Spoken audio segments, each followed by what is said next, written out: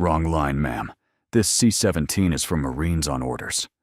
Captain Holden Dunsmore, 31, USMC, in service Charlie's, with deployment paperwork folded in his left hand and a styrofoam coffee cup in his right. His voice carried the full length of the Air Mobility Command passenger terminal. He had not said the sentence often. He had decided to say it now. What is this? Fake authorization. Code Alpha. The boarding card was already in 2 pieces. He had picked it up between thumb and forefinger from the priority desk counter, the way you pick up a thing that stinks. He tore the halves into quarters. He let the 4 pieces fall to the counter. The pieces did not flutter. They dropped flat. Senior Airman Imani Sennett, 22, USAF, at the priority desk monitor, froze with her right hand on the spacebar. Her shoulders went up half an inch.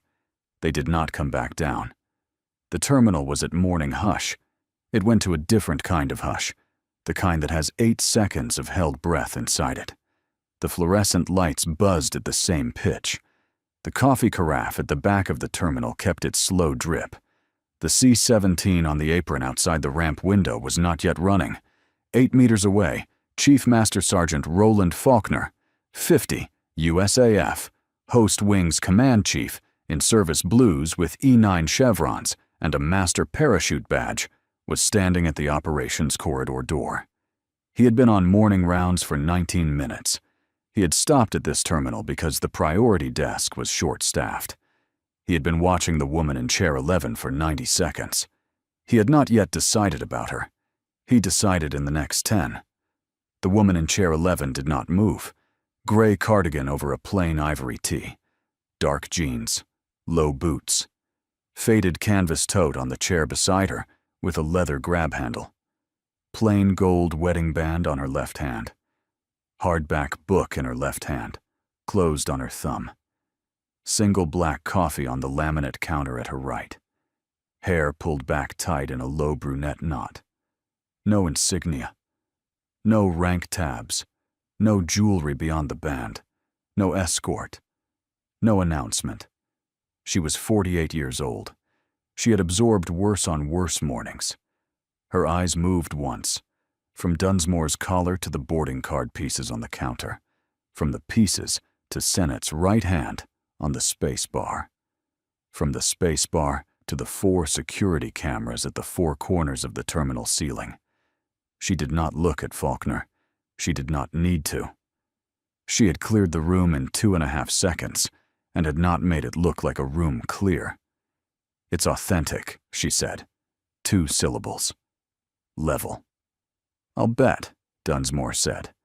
He smiled. The canvas tote was on the chair beside her. She had set it down a minute ago in a single arc. The hand that placed the tote was the same hand that closed the leather buckle. No second motion, no wasted reach. Faulkner had seen the placement. He had also seen the buckle close. He had seen those 2 motions on women who flew. The watch on her left wrist was turned inward, bezel facing her body, the pilot's habit. She had been awake for 2 hours. She had finished her first coffee at 5:50. She would board the aircraft in 23 minutes. Until then, she would do what she had been doing since the war that made her. She would wait without moving. Sennett finally got her hand off the spacebar. Her voice came out small. Sir, please. That is not your... Senior Airman, Dunsmore said, cutting her. Stay in your lane. She did not finish the sentence. 2 USMC NCOs at row 14 looked up from their phones. A senior airman at the window stopped scrolling. A civilian passenger eating an orange at row 9 set the orange down on a napkin and folded the napkin into a precise square. Sergeant Calder Linnell, 26, USMC, at row 10 in service uniform, with a combat action ribbon, had been reading. He had stopped reading. He had not yet stood up. He would. A second senior airman at the printer alcove 20 steps behind Sennett stepped out and stopped at the counter. He did not speak. He stood and watched. The cameras had it. The 4/4 of the boarding card sat on the counter between Dunsmore and Sennett. The woman in chair 11 looked at them. She did not pick them up. She did not raise her voice. She did not lean in. She did not lean back. She looked at the 4 pieces of the card on the laminate and read them the way you read a thing that has just been said about you out loud, in a room you cannot leave. Dunsmore turned. He walked back to row 12. He sat down. He set the coffee cup on his thigh. He scrolled his phone. He did not look back at the counter.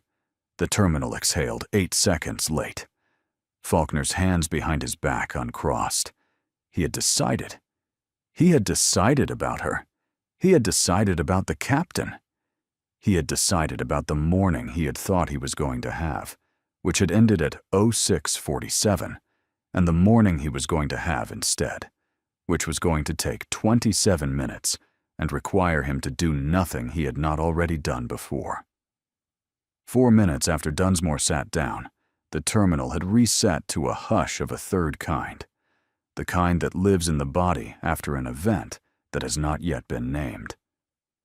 Sennett, behind the priority desk, picked up the 4/4 of the boarding card with her thumb and forefinger.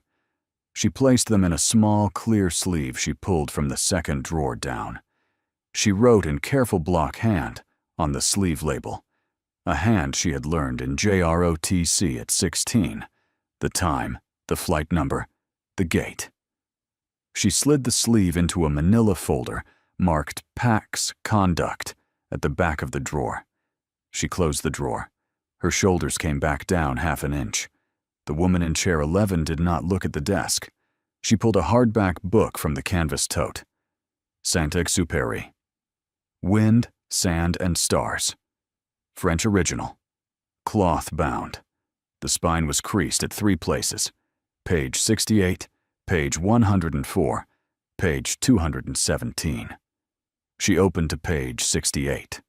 She placed a thumb on the right edge of the page, low, where a pilot's thumb has learned to brace against turbulence. She read. She did not look at Dunsmore. She did not look at Faulkner. She did not check her watch. The watch did not need checking. It told her by weight on the wrist where the minute hand was. Faulkner was now closer, 3 meters from her chair, hands behind his back. He watched her hands. He saw the right thumb brace the page. He saw the watch turned inward. He had seen both before, twice in 28 years, both times on women who flew. He counted in his head. He waited. At 7 minutes past the hour, at 06:54, Sennett finished the incident report cover sheet. She opened a second folder. She did not file it yet. Faulkner unclipped his sidearm radio from his belt. He keyed it once. He spoke at conversational volume, the way he would order coffee. Ops Command Chief. The sidearm radio came back in 3 seconds, tinny but clean. Ops duty, go ahead, Chief. Confirm authorization for passenger strand, C, code Alpha, manifest 12. Quietly. A beat, 3 seconds. The duty officer's voice came back at the same volume. Stand by, Chief. Confirmed. Code Alpha, AMC/IG. Traveling unannounced. Do not embarrass. Faulkner did not breathe out. He did not breathe in. His posture changed by a 1/4 inch. The hands behind his back uncrossed for the second time in 7 minutes. He clipped the sidearm radio back on his belt. He walked the remaining 3 meters to the priority desk. Sennett looked up. Her hand stopped at the keyboard. Faulkner leaned on the counter. He did not look across the terminal. He spoke at conversational volume. Senior Airman. Chief. When you reprint the card, do not show her the rank field. Print it blank. Strand, C, code Alpha, manifest 12, window. Nothing else. Like the first one. Understand? Her voice came out quiet. Yes, Chief, she typed. Her hands shook once. The shake stopped. She got the print right on the first try. The new card slid out of the small thermal printer with a thin whine. She held it for a beat, the way you hold a thing you almost dropped, and slid it into a clear plastic sleeve. Faulkner nodded to her once. "Carry on." "Yes, Chief." He walked back to his post. At 06:58, the woman in chair 11 turned the page of Wind, Sand, and Stars. Page 69. 4 minutes since she opened it. Faulkner, watching, marked the time. He had not been wrong about this kind of woman in 28 years. He had once asked a major in a Doha mess hall what the watch inward habit meant. The major had said, "It means you have flown a thing you could not see, and you have learned to listen for it." He had remembered the answer for 19 years. The C-17 on the apron outside the ramp window had not yet started. The terminal was full. 27 passengers in 27 chairs, 3 at the priority desk line, 2 USMC NCOs at row 14, 1 civilian at row 9, 1 sergeant at row 10 in service uniform with a combat action ribbon, paperback closed on his thumb. Captain Holden Dunsmore at row 12, his coffee cup on his thigh, his deployment paperwork folded on the empty chair beside him. He scrolled his phone. He was pleased. Strand turned to page 70. She did not know yet that the wing command chief had put her name on the airwaves with the words, "Do not embarrass." She did not need to know. She had set the coffee cup down at 6:56. She had set it down on the same wet ring it left at 6:54. The cup did not move. The terminal was waiting. At 06:59, Captain Holden Dunsmore called his cousin. The phone went on speaker. He did not realize the speaker had been on since the last call. He did not turn it off. "Brody, hey, listen. Listen, you would not believe this. There's this woman, civilian, plain clothes, sitting at row 11 like she owns the place. Code Alpha priority. She got called to board before me. Before me. I'm in service Charlie's with deployment orders. I walked up there. I picked up her boarding card. I tore it up. In front of the gate agent, the senior airman. She just stood there. The woman. A pause. The voice on the other end said something Dunsmore laughed at. Yeah, I called it. Fraud. I called it fraud. I told her, wrong line, ma'am. This C-17 is for Marines on orders. The agent did not even argue. They will have to do their job now, catch the next civilian gaming the manifest. The 2 USMC NCOs at row 14 did not laugh with him. They put their phones away. They picked up their rucksacks. They moved to row 16 without speaking. Their movement took 11 seconds. They sat down. They did not look at row 12 again. At 07:01, Sergeant Calder Linnell at row 10 stood up. The paperback went into his cargo pocket. He picked up his ruck. He walked across the terminal at a steady pace, between Dunsmore and Strand. He did not look at either of them. He sat down at row 18, near the back. He pulled the paperback back out of his cargo pocket. He read. The movement took 19 seconds. It contained no dialogue. Faulkner watched. So did the 2 NCOs at row 16. A sergeant who had been in the wars knew when to move chairs. He had moved his. Dunsmore did not see the chair move. He was still on the phone. He laughed once more at something Brody said. He hung up. He sipped his coffee. He looked pleased. At 07:02, Sennett walked the new boarding card across the terminal in both hands, the way an altar boy carries a candle. She stopped at row 11 in front of Strand. Strand stood up slowly. She closed the book on her thumb. She took the card with her right hand. She accepted it with a small nod. "Thank you, Senior Airman." 3 syllables. Level. "Ma'am, Sennett's voice almost broke. "I am very sorry that—" "Stop." 1 syllable. Sennett stopped. Strand did not raise her voice. "You did the right thing the moment you froze, the moment you stopped pretending it was normal. Go back to your desk, print your incident report. Attach the camera footage. Note the time of the destruction. Note the names of the witnesses. Go."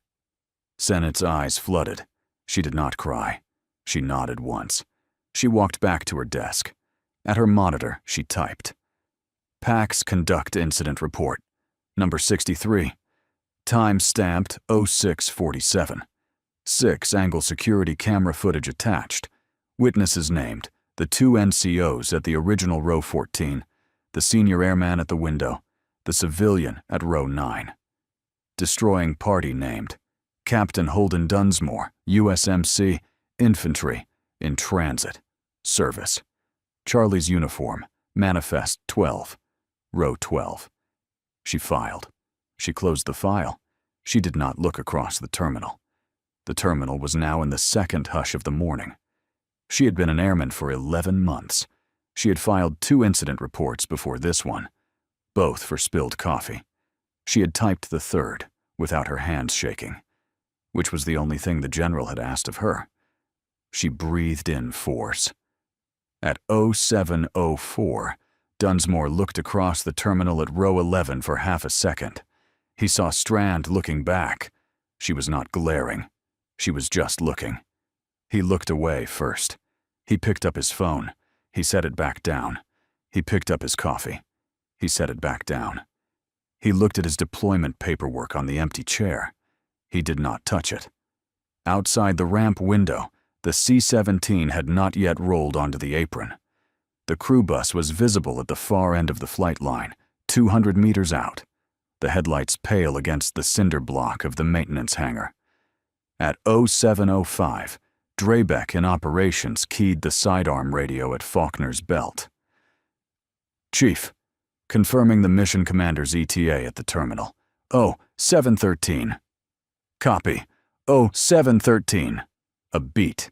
Chief, and the wing CO is the mission commander on 12. Confirming. Confirmed. Faulkner's posture did not change. His eyes did. He looked once across the terminal at row 12, then back at row 11. He had 19 minutes to keep the terminal still. He had done harder things. If you have ever watched someone destroy their own career on camera and not know it, the channel that put this morning together is for you. Subscribe to Honor Tales and stay with the next mission. At 0706, Captain Dunsmore stood up. He picked up his deployment paperwork. He picked up his coffee cup. He walked the length of the terminal from row 12 to the operations desk at the corridor end. The terminal watched without watching. Strand did not look up from page 73. He stopped at the operations desk. Staff Sergeant Eleni Drabeck, 28, USAF, was at the monitor. He waited until she finished a keystroke. Staff Sergeant, I need to file a passenger complaint. She turned to him. Yes, sir. The AMC passenger terminal allowed an unauthorized civilian to occupy Code Alpha on Flight 12 this morning.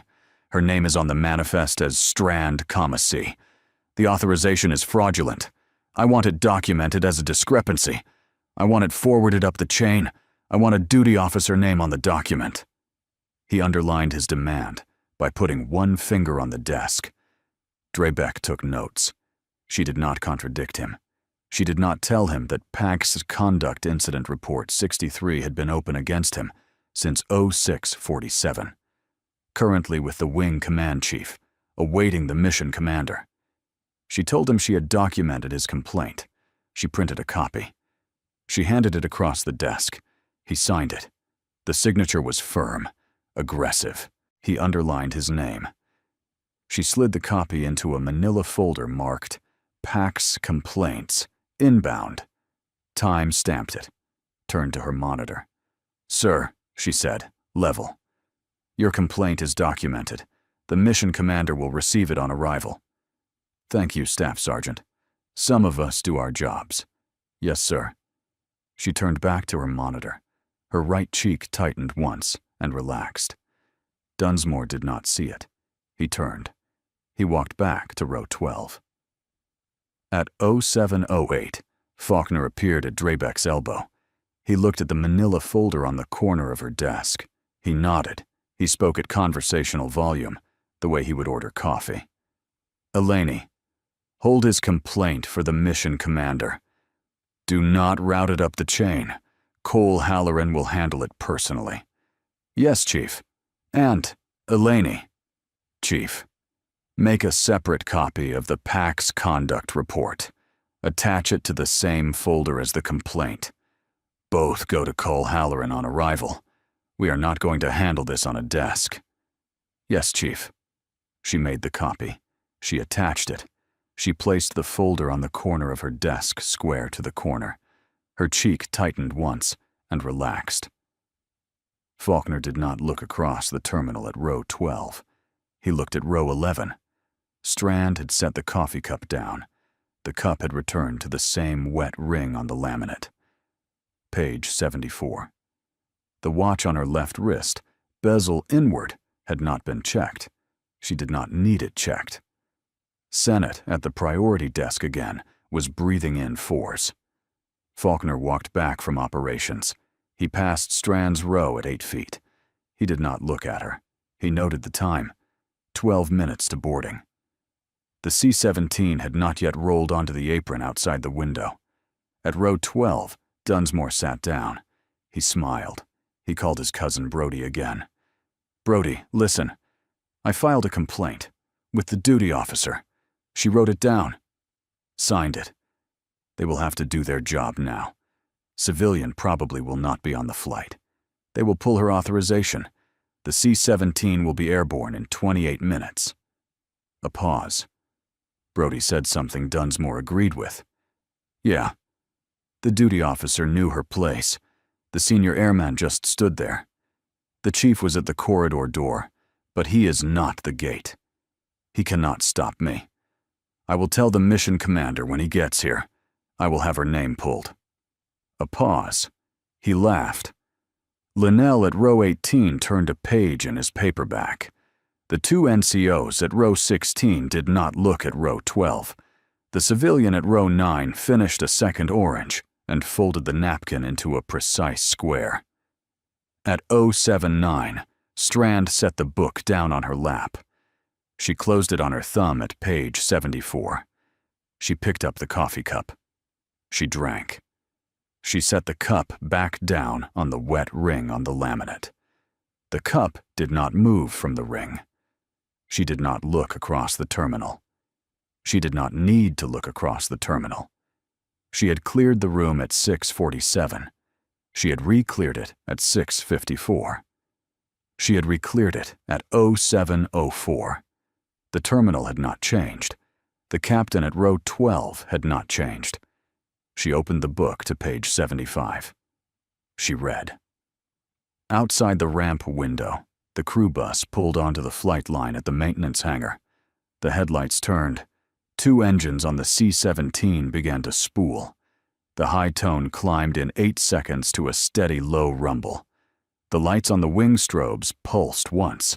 The ground crew chocks were still on. The C-17 was alive. The terminal was full. The terminal was quiet. The terminal was waiting. At 0710, Faulkner closed the 8 meters to Strand's row.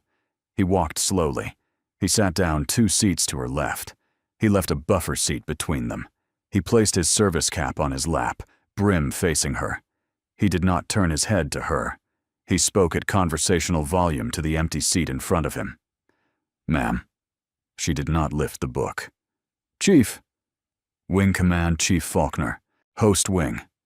A beat. "I'd like to ask, are you who I think you are?"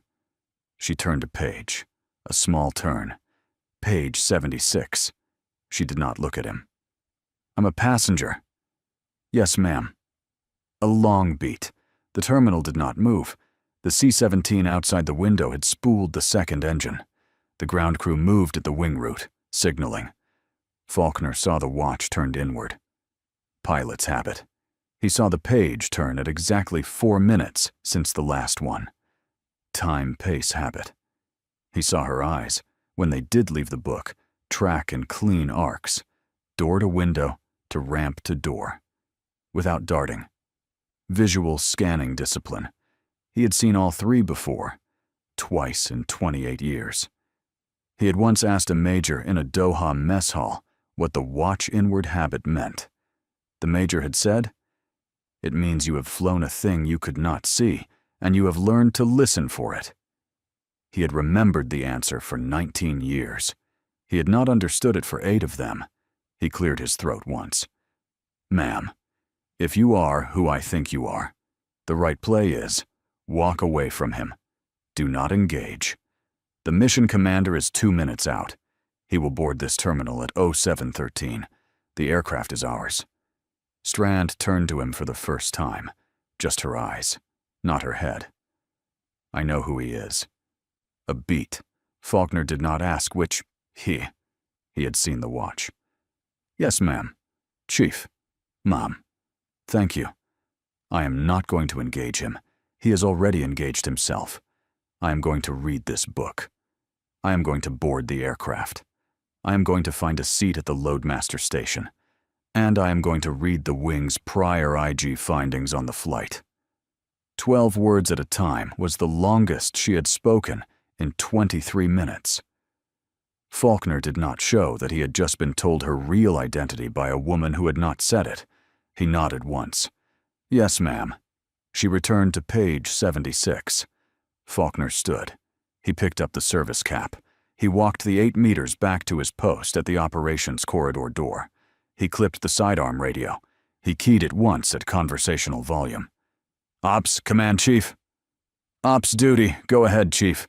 On mission commander arrival, escort Captain Dunsmore to the operations office for a private conversation. He is not to board Flight 12. Remanifest him on Flight 34, Friday morning. Layover at McGuire. Quietly. Do not tell him yet." "Yes, Chief." "And, Eleni. Chief. Pour the captain a fresh coffee when the time comes. He will need it." A small, dry breath came back across the radio. "Yes, Chief." He clipped the radio. He stood at his post, hands behind his back. He did not look across the terminal at row 12. He looked at row 11 once, then at the ramp window. Outside, the C-17 had spooled the third engine. The crew chief at the wing root made a slow circle with his right hand. The chocks came off the main gear. The aircraft was breathing now. At 0711, Strand set the coffee cup down on the laminate. The cup returned to the wet ring. The cup did not move. Page 77. The watch on her left wrist, bezel inward, had not been checked. Sennett, behind the priority desk, watched the aircraft arrive. Her hands had stopped shaking. She had filed the report. She had reprinted the card. She had handed it to the general. She had been told, "Stop," in a single syllable, and had learned what mercy in the form of one syllable sounded like. She would file the incident report number 63 from memory at 2200 hours that night when she could not sleep. Linnell at row 18 looked up from his paperback. Faulkner stood at his post. The 2 NCOs at row 16 sat without their phones. The civilian at row 9 had stopped peeling oranges. He had set the third one back in the brown bag at his feet. Captain Dunsmore at row 12 scrolled his phone. He had stopped calling his cousin. He had nothing else to say at the moment. He had tried to type a message to a third party at 079 and had deleted it twice. He had picked up his coffee cup 4 times and set it down 4 times without drinking. He looked at Strand once across the rows and turned back to his phone before she could see him looking. The terminal was waiting. If you have ever watched a senior NCO save a man's career by removing him from a flight, by writing the smallest tool that fits the offense and using it without anger, then you know what the chief had just done. Subscribe to Honor Tales for the next mission. The terminal receded. The night before, at 2111 local, billeted on base lodging, room 207, blackout curtains drawn against the runway lights on the long axis of the airfield, a single hard-side suitcase by the door, plain travel clothes folded on the chair. On the desk, a sealed manila envelope marked Host Wing IG Findings, Q3 Q420, 25, eyes only. Inside the envelope, 3 pages. On the bedside table, a framed photograph. The photograph was not large, 5 inches by 7. The frame was black walnut, edges worn smooth from being carried in canvas. The picture showed 2 faces in flight suits standing in front of the open cargo ramp of a C-17. The harness lines of a fast rope rig were visible behind them. The cargo bay was lit by the sodium of a hot ramp at noon. The two faces were smiling. The story she had not told anyone in the terminal was older than the photograph. Master Sergeant Inez Westbrook, age 38. Senior Loadmaster, 16 years in. Senior Airman Nico Vandermeer, age 24. Loadmaster, 3 years in. The photograph had been taken on a hot ramp in Souda Bay in 2017, 2 months before the mission that would kill them both. An aeromedical evacuation mission. October 14th, 2017. A no-go weather window over mountainous terrain in Central Asia. 61 patients waiting at a denied airspace forward strip. Mostly burn victims. Some combat wounded. 2 with surgical timelines measured in hours. Authorization came down at 1347 from a 3-star at AFRICOM who needed those patients alive. The mission commander was then Major Camille Strand. The aircraft was a C-17 Globemaster III, tail number ending in 87. The co-pilot was then Captain Theron Magnuson, 28. The senior loadmaster was Westbrook. The second loadmaster was Vandermeer. The flight engineer was Master Sergeant Kane Ostler, 44, 18 years in. The patients had been moved to the strip by a rifle company that had carried litters across 2 ridgelines for 6 hours. They were stable. They were not survivable past midnight without surgical intervention. The C-17 rolled in at 1628 under a weather window that had closed 12 minutes earlier than forecast. The forecast had said the window would hold to 1700. The window had collapsed at 1648. The ground crew had been on the strip for 2 hours and had given Strand a thumbs up at 1627. The thumbs up was honest. The weather was not. Strand flew the approach. The strike came at 30 seconds out. A near-miss anti-aircraft round detonated 30 meters off the right side of the aircraft. The shrapnel pattern took the cargo bay along the forward bulkhead at chest height. Westbrook and Vandermeer were running the lift gear at the forward bulkhead. The shrapnel reached them at 30 seconds out. The aircraft lost hydraulic pressure on the number 2 system. It lost partial pressure on the number 1 system. The engine fire detection light came on for engine 4. The number 4 fuel feed shut. The aircraft had 40 seconds of emergency power before it would lose control. She landed it on a strip of mountain road with 1 good hydraulic system, with Captain Magnuson calling glide angles in the right seat, with Master Sergeant Ostler reading the fire detection light fast and clean, with 61 patients alive on the strip behind the aft bulkhead, with Master Sergeant Westbrook and Senior Airman Vandermeer in the cargo bay, no longer alive. The wheels touched at 1631. The aircraft stopped at 1633, with the nose 4 meters from a rock face. The aft ramp came down. The first patient was lifted out of the cargo bay at 1636. The last patient was lifted out at 1704. 61 patients. All 61 alive. Westbrook and Vandermeer were carried out under flight jackets at 1707. 2 hours later, at the Forward Field Hospital, a Navy Hospital Corpsman Chief named Petty Officer Sage Akawi, 38, USN, handed then Major Strand a styrofoam cup of bitter coffee at a folding plastic table outside the casualty receiving tent. He set the cup in front of her. She did not lift it. He told her 61 patients were alive. 2 of her crew were not. She thanked him. She did not cry. She drank the coffee at 1648 by his watch, exactly the rate she had drunk coffee every morning of the 8 years since. The Distinguished Flying Cross was awarded by mail in 2018. The certificate arrived at her quarters in a tube. She read the citation once. She placed the tube inside the lower drawer of the desk in her quarters. She has never displayed the medal. The photograph on the bedside table is the closest she keeps to it. The terminal returned at 0711 local. The general was on page 78 of Wind, Sand, and Stars.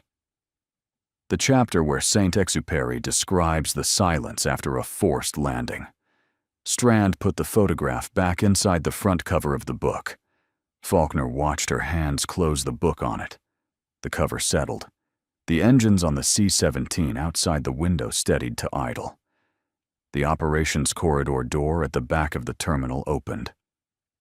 At 07:12, Captain Holden Dunsmore stood up.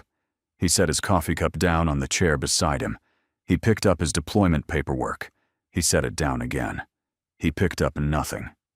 He walked the full length of the terminal from row 12 to row 11. He stepped 2 paces past. He stopped 3 meters from Strand's chair. He looked at her. He waited. The terminal stilled. Sennett picked up the desk phone. She did not key it. Faulkner's hand went to his sidearm radio. He did not key it. The 2 NCOs at row 16 stopped moving. The civilian at row 9 set down his 3rd orange. Strand was on page 79. The book was open on her lap. The thumb on the right edge of the page did not move. Dunsmore addressed her directly.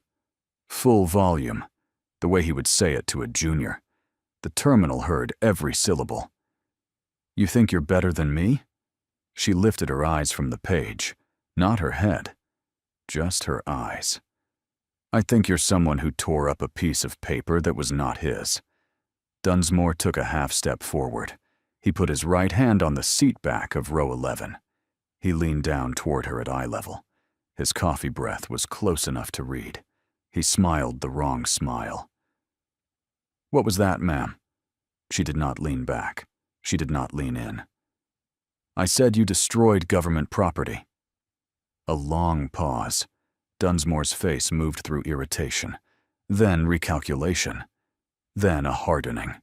The wrong direction, the prideful direction. He reached.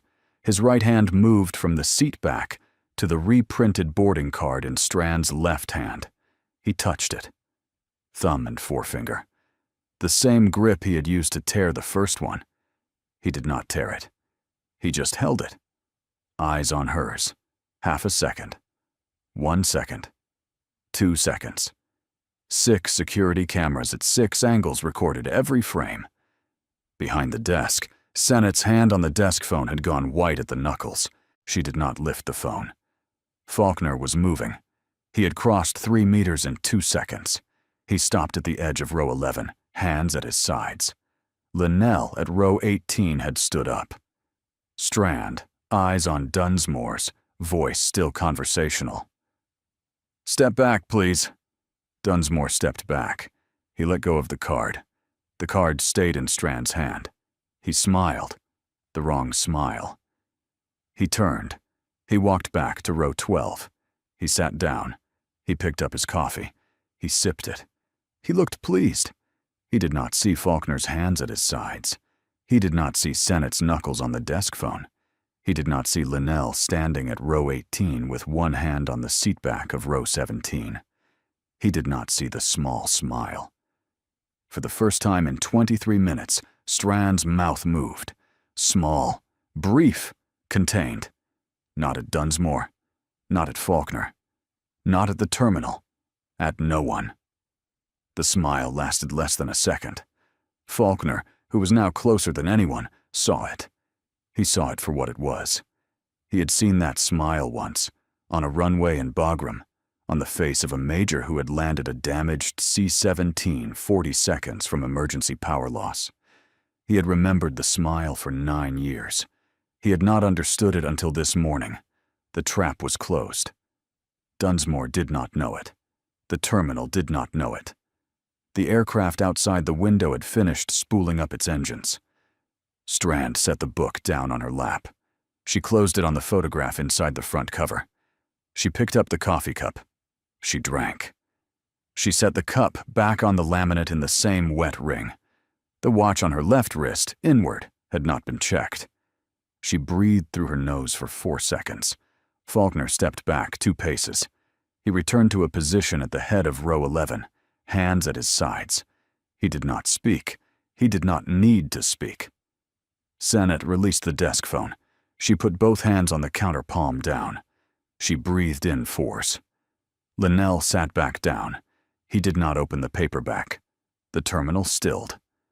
Faulkner's sidearm radio came to life at his belt at conversational volume. "Chief, Drebeck. The mission commander is at the operations corridor door." "Copy." "Chief, the mission commander has been briefed." "Copy." A beat. Faulkner's hand moved 1 inch from his side. It stopped. The operations corridor door at the back of the terminal opened. A colonel in service blues stepped through. He was holding his cover in his left hand. He was carrying a mission commander tag clipped to his ribbon stack. His ribbon stack was tight, square at the bottom row. He had command pilot wings above the left breast pocket. He had a wing commander tab on the right chest. He removed his cover at the threshold. He scanned the terminal in a single arc. Door. Desk. Row 11. Row 12. Ramp window. His eye stopped at row 11. Colonel Wyatt Halloran, 47, USAF, commander of the host airlift wing, mission commander for Flight 12. Service blues, cover in left hand. He walked at a measured pace. He did not break stride at the operations desk. He did not break stride at Faulkner's post. He walked the 17 meters from the corridor door to row 11 in 22 seconds. The terminal did not move. He stopped at the end of row 11, 2 paces from Strand's chair. He held the cover in his left hand. He spoke at conversational volume, the way he would order coffee. "General Strand, please take my seat. The chief will have your card reissued." Strand lifted her eyes from the closed book on her lap. She did not stand. She did not put the book down. "It is already reissued, Colonel. Thank you." "Then, ma'am, the jump seat aft is yours, if you prefer the loadmaster station." A small breath in. A small nod. "I do. Thank you, Colonel." "Yes, ma'am." The terminal did not move. No formation. No mass salute. No call sign shout. The other passengers did not stand. Sennett at the desk had stood up. She stayed standing. She did not call attention. Faulkner, 3 meters behind Halloran's left shoulder, did not come to attention. Strand had not been called to attention either. She was reading a book. The terminal absorbed the address. The 6 cameras at 6 angles recorded every frame. 12 rows back, Captain Holden Dunsmore heard the address. He set the coffee cup down on the seat beside him. He read the rank. General. His face began the cycle. Confusion first. General was a mistake. He meant ma'am. He meant some other thing. Then disbelief. If he meant general, he meant a different general. The next one is coming through the door behind her. She is not it. Then recognition. The slow registration that the colonel who commanded the host airlift wing had just used the rank twice. Deliberately. The second time, after a single nod. That the wing command chief had been standing watch on the woman in chair 11 since 0646. That the senior airman behind the priority desk had filed PAC's conduct incident report, 63 against him, before he had finished his second sentence on the phone. Then, a slow, hollow stillness. It drained the color out of his face and did not give it back. He did not stand up. He did not speak. He looked at his coffee cup on the seat beside him. The cup was still where he set it. He had walked the full length of the terminal at 0712 to ask her if she thought she was better than him. He had received the answer at 071340. The answer was not yes. The answer was a single nod from a wing commander at conversational volume in front of 6 security cameras and 27 passengers. Halloran turned 90 degrees to face the chief at his left shoulder. He spoke at conversational volume. "Chief, pull the captain from priority. Re-manifest him on the next eastbound. Flight 34, Friday morning. Lay over at McGuire. Notify his parent command in writing within the hour." "Yes, sir." Halloran turned 90 degrees back. He looked across the terminal at row 12. He addressed Dunsmore at the same volume he had used for everything this morning, without anger. The most dangerous register a senior officer has. "Captain, Walk with me to the operations office. Now." Dunsmore stood. His hand was shaking too much to hold the coffee cup. He picked it up. He put it down again. He walked. The walk took 19 seconds. The terminal watched without watching. 27 passengers in 27 chairs. None stood. None spoke. 3 at the priority desk line stepped aside as he passed. The 2 NCOs at row 16 did not look up at him. Linnell at row 18 did not look up. The civilian at row 9 looked at his shoes. Sinette at the desk had her hands on the counter, palm down, breathing in 4s, and her eyes on Halloran's left shoulder, where the cover was tucked. Faulkner fell in behind him, 3 paces back, hands at his sides. Sidearm radio clipped. He did not key it. Strand did not look up. She had opened the book again. Page 79. She had placed her right thumb on the right edge of the page, low, where a pilot's thumb had learned to brace against turbulence. Halloran walked at a measured pace ahead of them. He held the cover in his left hand. He did not turn back. He did not raise his voice. He had nothing to say in the terminal that the closed door behind the operations corridor would not say better. The corridor door closed at 07:15:04. Inside the operations office, Halloran addressed Dunsmore at speaking volume. Faulkner stood inside the door, hands at his sides. "Captain, 3 things. 1. The general you just disrespected is the officer whose office writes the Inspector General reports that decide which units get to keep their colors. 2. The boarding card you tore up was the only thing the general asked anyone for this morning. 3. The lesson you carry from this Wednesday is the cost of mistaking quiet for weak. Now go sit down." Dunsmore went and sat down on the bench inside the operations office. He did not look up. Outside the closed door, the terminal was silent. The C-17 outside the window was at idle. Strand had not stood up. She was reading the front cover of her book. Sennett at her desk sat down again, breathing in 4s. The reckoning was small. At 07:31, Staff Sergeant Drabeck sealed a package marked Letter of Counseling. Dunsmore, H., Capt. USMC. 3rd, MEF-I personnel. The package contained the letter of counseling signed by Colonel Halloran, the PAC's Conduct Incident Report number 63, signed by Senior Airman Sinette, the 6-angle security camera footage from 06:47 and 07:12, and the passenger complaint Captain Dunsmore had signed at 07:06. The package was routed by encrypted email at 07:33. Receipt was confirmed by the 3rd MEF-I personnel duty officer at 07:37. 3 lines of paperwork. No court-martial, no arrest, no IG referral. The smallest tool that fit the offense, used without anger. If you have ever watched a senior officer dismantle a young man's career without raising his voice, and leave him alive at the end of it, with the lesson intact and the rest of his commissioned service in front of him to learn it, then you know what the wing commander had just done. Subscribe to Honor Tales for the next mission. At 07:34, Colonel Halloran walked back to the priority desk. He stopped at Sennett's monitor. He spoke at conversational volume. "Senior Airman." "Sir." "What is your name?" "Senior Airman Imani Sennett, sir." "Senior Airman Sennett, you did the right thing at 06:47 this morning. You did it again at 07:03. I am noting both in writing. Carry on." "Yes, sir." She did not cry.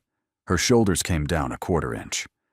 3 weeks later, in a personal email Strand would write at 2200 hours on a Wednesday in June, Sennett would be pulled to lead the new AMC IG Passenger Services Audit Team. The pull would come by email, not by formation. The new audit team would begin working in August. At 07:35, Faulkner walked to the back of the terminal. He stopped at row 18. Linnell stood up. "Sergeant?" "Chief, I saw you move chairs. Yes, Chief. Carry on. Yes, Chief. Faulkner walked back to his post. Linnell sat back down. He did not get an email. He did not get a citation. He did not need one. The chair move was not for the chief. He had known that. At 07:37, Captain Dunsmore was escorted from the operations office to the operations duty desk by Faulkner. Drabek handed him a styrofoam cup of fresh coffee. He took it. His hand was no longer shaking. He sipped.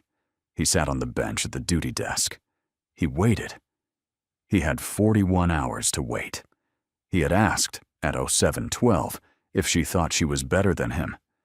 He had received the answer he could not have understood at the time, that the question was the wrong one. The right question was the one he would ask himself, on the bench in the operations office, and on the long bench in the Friday morning terminal at McGuire, and in his quarters that night, and in every morning of the rest of his commissioned service. What did I just learn about the cost of speaking before I look? He drank the coffee. He did not look at row 11. At 07:39, Strand stopped at the operations desk on the way to the ramp. She addressed Halloran at conversational volume. Colonel. Ma'am. I am not referring this morning's incident to AF/IG. I am the AMC IG. I do not use the office for personal redress. Yes, ma'am. Your letter of counseling will stand on its own. So will the passenger conduct report. So will the camera footage. So will the captain's signed complaint.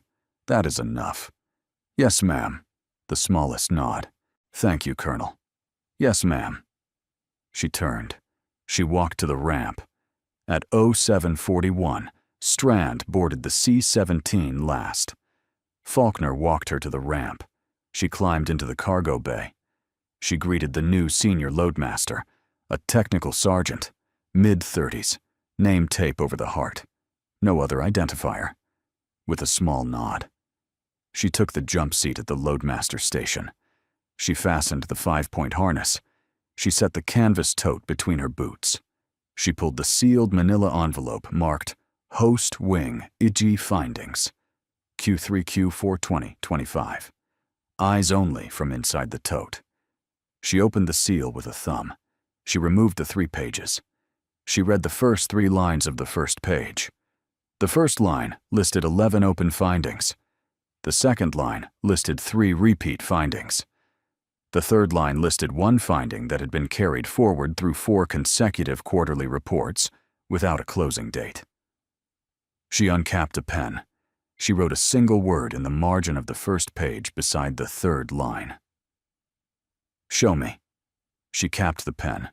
She put the pages back in the envelope. She placed the envelope on her lap. She closed her eyes for 4 seconds. She opened them. The aft ramp was rising. The engine spooled from idle to taxi. The aircraft moved. No memorial wall. No presumed KIA call sign. No foreign theater. No coded greeting from a name long thought dead. The closing frame was the closed envelope on Strand's lap. The word, "Show me," visible through the manila. The 4 engines of the C-17 spooling up. The aft ramp closing. Every soldier carries a story that few ever hear. Listen with your heart. Thank you for staying and watching. Subscribe to Honor Tales for more.